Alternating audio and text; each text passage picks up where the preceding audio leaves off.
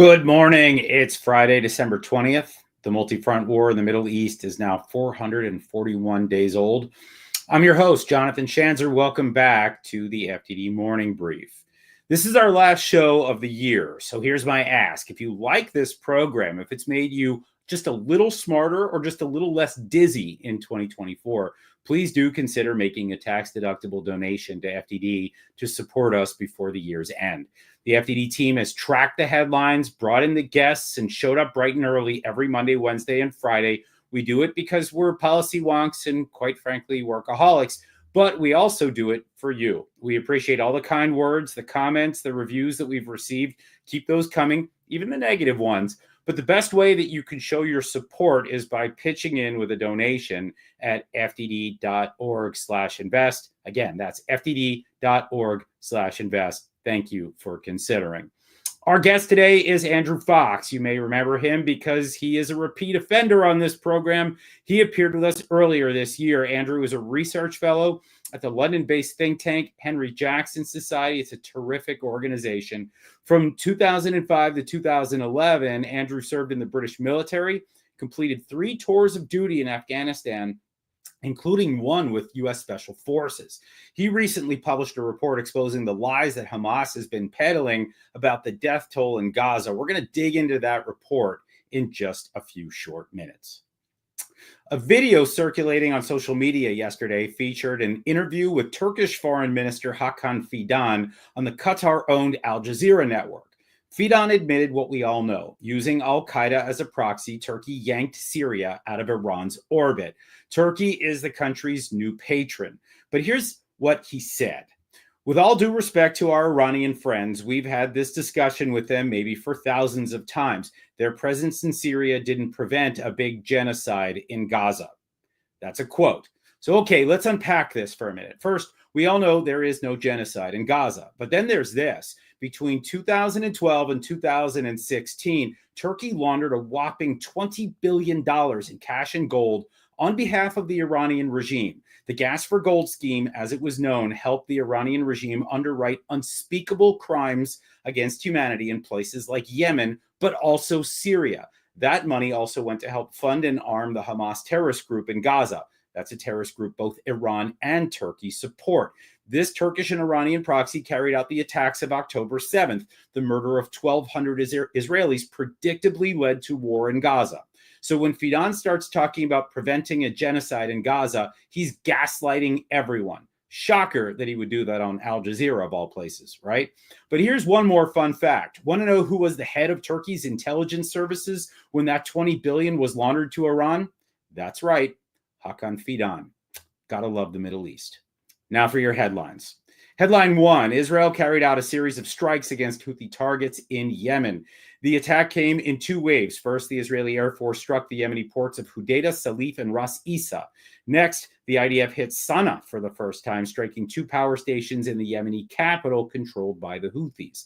The whole operation, which involved more than a dozen Israeli fighter jets, refuelers, and other aircraft, came shortly after a Houthi ballistic missile struck an empty school building in the Israeli city of Ramat Gan.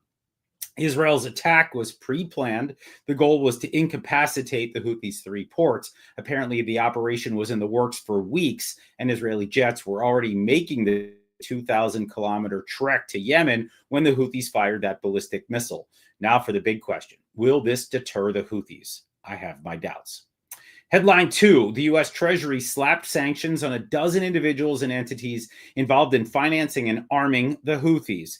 These guys do all sorts of illicit business, like trafficking arms, laundering money, and transporting illicit Iranian petroleum to raise funds for the Houthis. According to the Treasury, the network enabled the Houthis to generate cash and acquire and transport dual-use weapons components, the whole thing. Among yesterday's designees are the governor of the Houthi-aligned central bank in Sana'a and other bad actors that operate in China and Malaysia. Treasury also identified 5 cryptocurrency wallets associated with a Houthi financial official who's backed by Iran's IRGC, the Islamic Revolutionary Guard Corps. We have to keep following the money and then back it up with punishing airstrikes. Pressure from all angles is what will eventually convince this Iran-backed terror group to stand down in Yemen. Headline 3, Israel may deport Palestinian terrorists to, wait for it, Turkey and Qatar. Wait, what? Arab media reported this week that Gaza ceasefire talks are proceeding. That's good news, and that discussions are now centered on the future prisoner for hostage swap. Apparently, Hamas has agreed to have Israel deport its senior prisoners, but only to locations that it approves. Turkey and Qatar are named as potential destinations. The details are vague, but the upshot is that the Palestinians with Israeli blood on their hands may be taken in by our supposed allies in Ankara and Doha, where they will continue to operate on behalf of the terror group that launched this war with a murder spree in October of last year. Something is really not right here. Hasn't been for a while, actually. We have to stop normalizing Qatar and Turkey's sponsorship of Hamas. Okay, it's now time for my conversation with Andrew Fox. Andrew was a soldier in the British Army for 16 years.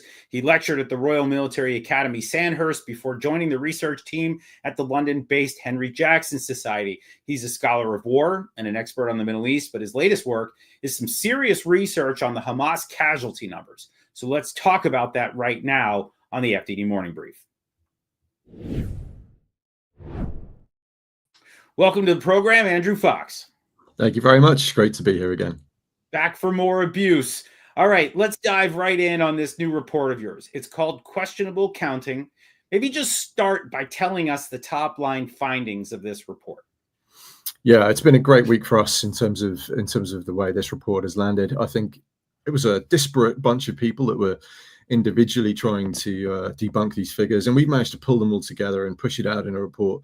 It's had news coverage in 17 different countries, over a reach of over 100 million on different social media platforms. And the key findings we really came out with is, first of all, just a raft of inconsistencies in the data.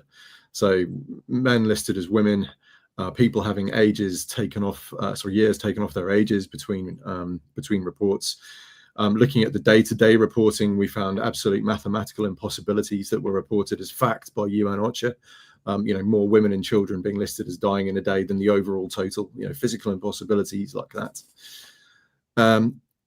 We found that the IDF figures of 17 to 20,000 are absolutely substantiable by open source.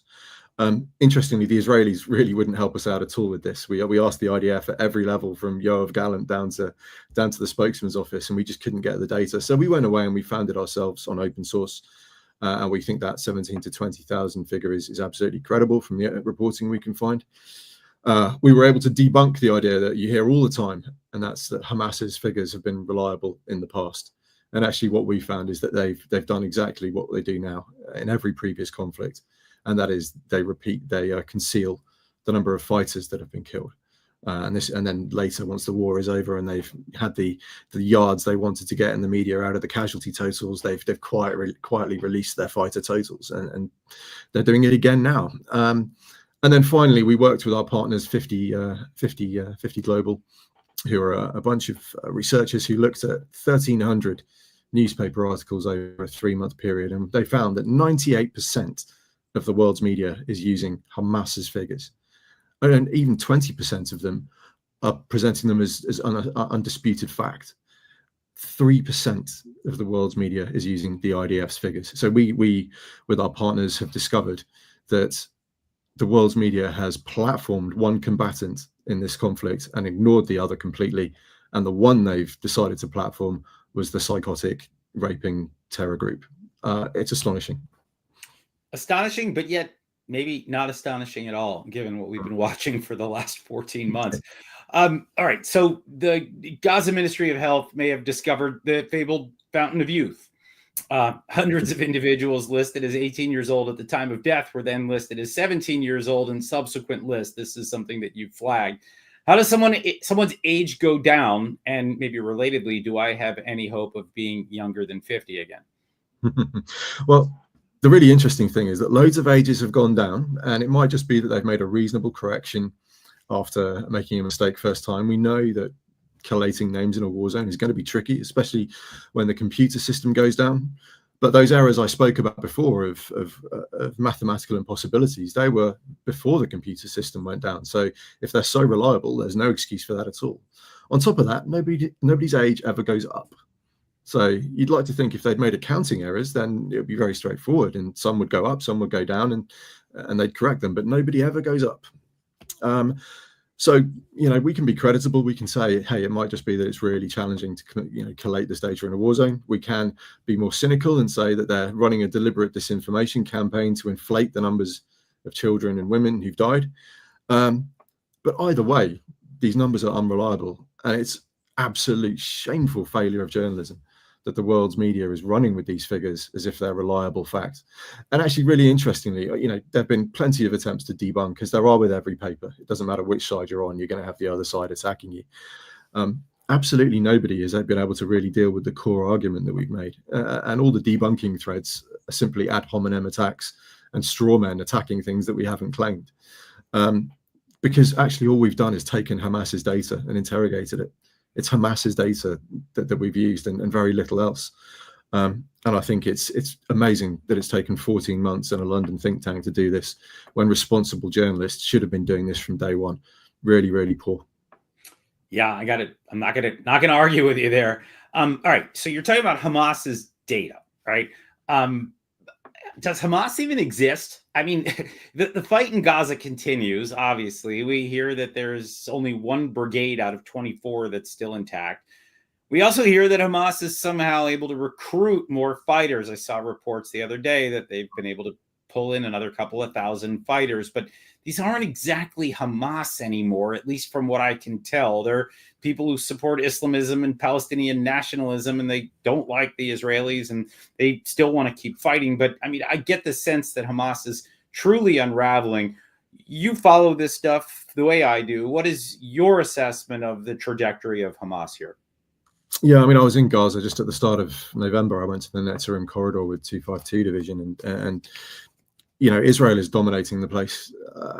Hamas, if you think where they started, of a formed terror army with their own special forces groups. You go to Glilot and look at the intelligence that's been captured from Gaza. They had defensive positions and a defensive plan that was actually recognizable for a professional soldier. They had the detail down to the riflemen, the weaponry that was on the position, and the ammunition stores they had in those locations. This was a fully worked up city defensive plan, and they are shattered. They're no longer trying company level attacks as they did at the start of the war. They learned very quickly that perhaps they weren't as good as they thought they were when it came to taking on the Makavas. They're down to guerrilla-y kind of tactics. Even then, the IDF have been so clever in not committing permanent troops to the ground in areas that aren't the Netzarim or Philadelphia corridors. So there's not really much for them to guerrilla against. They can't do what we did in Basra and Baghdad, where they know where we are and they can put roadside bombs. And when they try and coalesce in any great numbers, we see what happened in Jabalia over the last month. 1,200 Hamas dead on top of that. Now, the bit that concerns me is their administrative capability. We know they're leveraging the aid, they're seizing the aid, they're using it to control the population.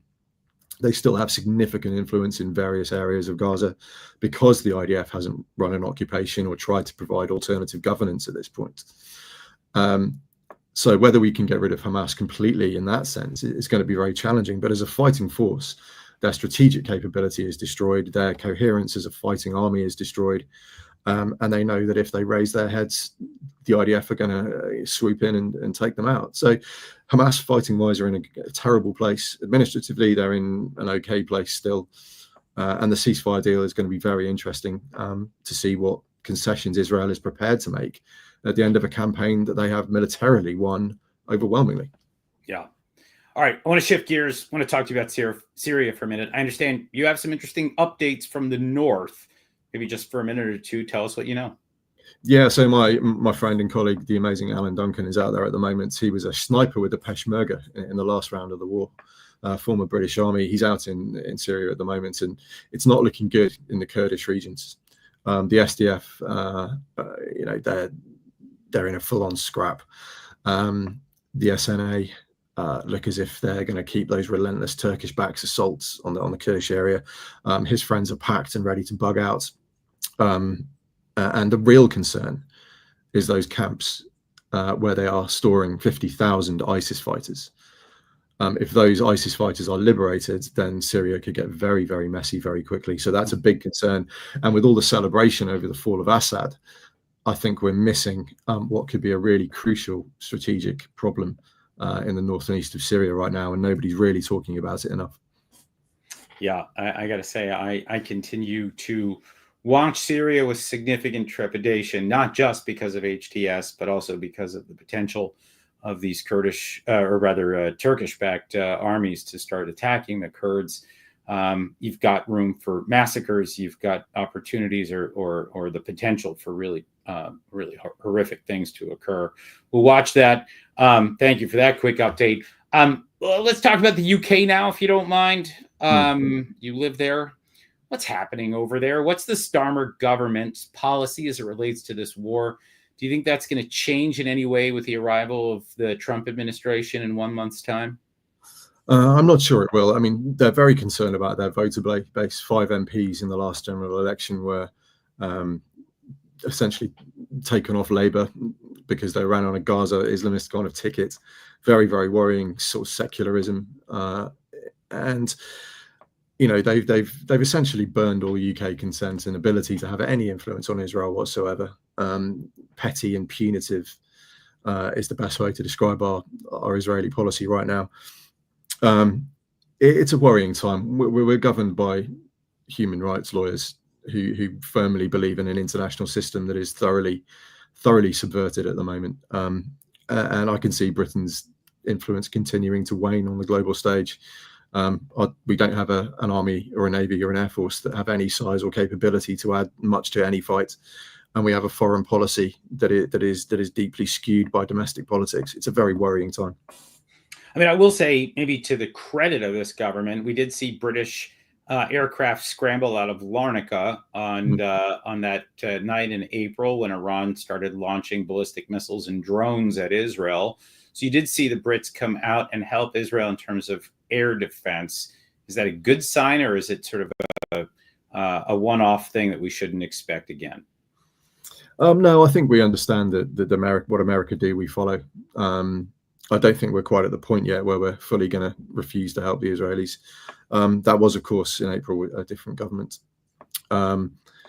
We certainly trumpeted our participation in the second Iranian attack a lot less than we did the first. But really, as I said, you know, they're letting domestic politics dictate foreign policy because they're running afraid of that kind of hardcore vote going to a different party other than Labour. Yeah, it's a challenging time. Yeah, I would agree. All right, well, this is the last question I get to ask a guest on this program for the rest of 2024. So let's try to end on a high note. Give us some positives to reflect on as we look back on a pretty tough year here. Yeah, so I think I've got 3 for you. I think the first one is the collapse of Iran's proxy strategy in the Middle East. This is good news for the world on the condition that they don't suddenly rush for a nuclear weapon status, but I don't think they will, because that would spark a very strong response from whoever's in the White House at that point, whether it be still under the Biden administration or whether Mr. Trump has taken over. Which leads me to my next point, which is Mr. Trump does present a real ray of hope for the Middle East. He's appointed a seriously pro-Israeli cabinet. We know Jared Kushner is super keen on advancing the Abraham Accords and will have some influence on the cabinet that Mr. Trump has appointed. So I think hopes for a kind of reconciliation between Saudi and Israel once the dust has settled from Gaza. I think 4 years' time, the Middle East could be far more stable, far more productive, as long as Syria doesn't go too crazy. And then finally, I think the really high point from a Middle Eastern perspective is how resilient Israel has been. They were firmly on the back foot at this time last year. They were still reeling from assaults on 2, 3, perhaps 4 fronts at that time. And look at how they've pulled that around over the last 12 months. We're on the verge of probably the greatest Israeli victory in the country's history. I don't think it's too overwhelming to say that. It's been an astonishing performance to delete Hamas, to delete Hezbollah, to facilitate the collapse of the Assad regime in Syria.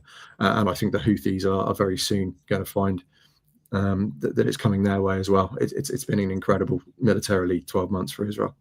Yeah, a remarkable story, a gritty fight, I think, on the part of the Israelis. This was not an easy one. In the past, we've seen lightning victories, blitzkrieg type strikes. Not what's happened here, although reversal of fortune came pretty quickly for the Iranians, and that is good news indeed. All right, we'll leave it there. Thank you, Andrew Fox, for joining us today on the FDD Morning Brief. Thank you very much. All right, here's what FDD has on tap for you today. FDD's Vice President of Research and resident Syria expert, David Adesnik, joined the Vandenberg Coalition's Flash Focus podcast to discuss the rapid turn of events that led to Bashar al-Assad's ouster. How did the Assad regime fall? Who are the current players in Syria? What should Washington do? David helps us make sense of all of that and more. FDD's Max Lesser and Ari Ben-Am are out with a report on foreign influence in the 2024 U.S. elections. The report is the third and final installment in FDD's election interference series, which sheds light on Russian, Iranian, and Chinese efforts to meddle in the electoral process here and to undermine Americans' faith in their democracy. The election may be over, but Max and Ari warn that more of this is on the way. American vigilance will be key. Finally, my colleagues Emily de la Bruyere and Nate Pekarsik published a report that looks at Chinese influence operations at the state and local levels. Bottom line, Beijing is bypassing federal oversight and sidestepping national security safeguards to build influence in American communities at the state and local level.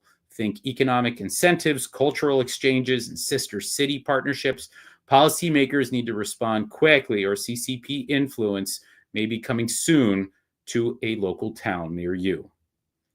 And that's a wrap for today, for the week, and for the year. If you need your foreign policy fix, read our expert analysis on our website, fdd.org. Read our quick takes on X at FDD. Check out our Instagram and YouTube channels. And yes, don't forget to make that tax-deductible donation at fdd.org/invest. I promise it will feel great.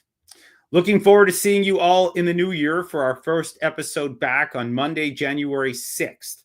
As always, if something big breaks, we're going to cover it live. But until then, we're going to hope for a quiet and restful 2 weeks. Happy holidays. Happy New Year. I'm Jonathan Schanzer, signing off for FDD.